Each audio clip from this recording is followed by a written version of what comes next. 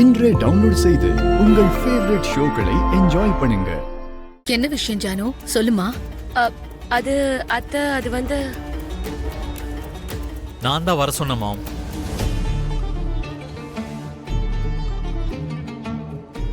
நீ வர சொன்னியா? எதுக்காக மித்ரா? ஜானு கிட்ட ஒரு முக்கியமான விஷயம் பேசணும். சொல்லுங்க மாமா, என்ன? இங்க பாரு ஜானு, உங்க அக்கா பண்ண தப்புக்கு நீ தண்டனை அனுபவிக்க கூடாது. உங்க அக்கா சுயநலமா இருந்ததுக்காக நீ பலியாயிடக்கூடாது. அந்த ஏமாத்துக்காரியால நீ ஒரு நாளும் கஷ்டத்தை அனுபவிக்க கூடாது.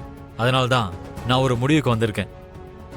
அது என்னன்னா, மித்ரா, நீ தப்பா பேசிட்டு இருக்க.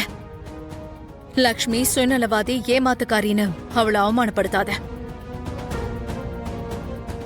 அவமானப்படுத்துவமா?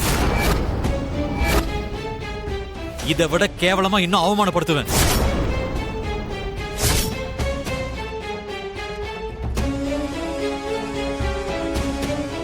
நம்ம குடும்ப மான மரியாதைய நடுத்தெருவுக்கு கொண்டு வந்து விட்டுட்டு போயிட்டான்.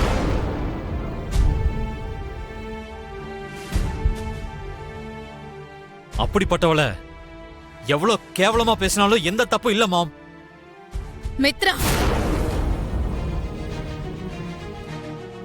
நீ நம்பர்தான் உண்மைன்னு நினைக்காத.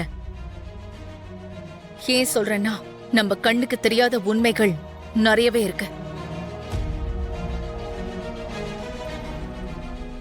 அதெல்லாம் தெரிஞ்சுக்கிறதுக்கு முன்னாடி அந்த மனுஷங்க மேல வீண் பழி போடுறது, இல்ல அந்த மனுஷங்களை பத்தி தப்பா பேசுறதெல்லாம் நம்மளோட முட்டாள் தானுண்டா. நடந்த விஷயங்கள் என்னன்னு தெரிஞ்சிருந்தோம் நீங்க ஏன் அவளை தூக்கி வச்சு பேசிக்கிட்டு இருக்கீங்க?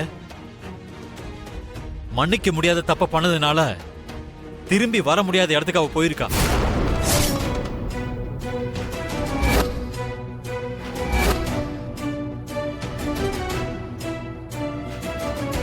ஆனா லக்ஷ்மி இப்ப என்ன பண்ணாங்கிறது எனக்கு முக்கியம் இல்ல மாம்.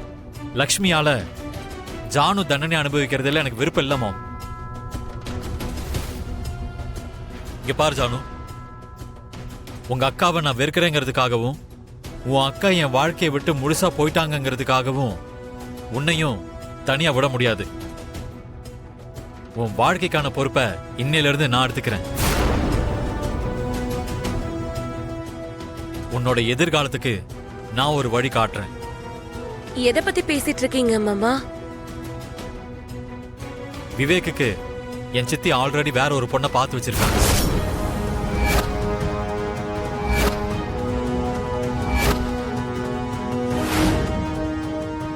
அந்த பொண்ணுக்கு தான் கல்யாணம் பண்ணி வைக்கணும்னு முடிவு எடுத்திருக்காங்க.